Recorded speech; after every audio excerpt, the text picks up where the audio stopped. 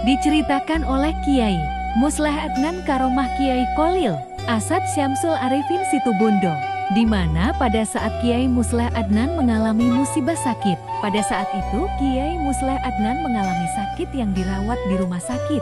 Saat itu Kiai Musleh berada di bawah alam sadar bahwa ada seorang ulama berbaju putih berjumlah 7 orang. Salah satu dari ulama berkata, "Bagaimana Jati meninggal sekarang?" Dan dijawab salah satu ulama, "Tunggu pada waktu tiba azan maghrib." Pada saat sudah tiba waktu azan maghrib, para ulama tersebut berkumpul dan berdauh, "Bagaimana Jati sekarang? Jati sekarang?"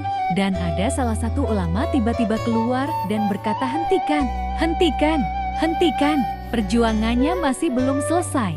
Dan pada saat itu Kiai Musleh Adnan bangun dari komahnya. Nah, siapa seorang ulama tersebut yang berkata hentikan, hentikan? Kiai Musleh Adnan berdauh seorang ulama yang berkata hentikan, hentikan. Beliau adalah seorang ulama yang ahli sholawat. Setiap kali bersholawat pasti menangis sampai viral di YouTube. Situbondo ya Nabi, Situbondo ya Nabi. Seorang ulama tersebut ialah Kiai Kholil Asad Syamsul Arifin Situbondo, di mana jati perbincangan dari pengikutnya agar tidak terjadi kesalahpahaman. Pada saat itu Kiai Musleh Adnan berada di acara pengajian dan berdauh siapa seorang ulama tersebut yang berkata hentikan, hentikan, agar tidak menjadi kesalahpahaman.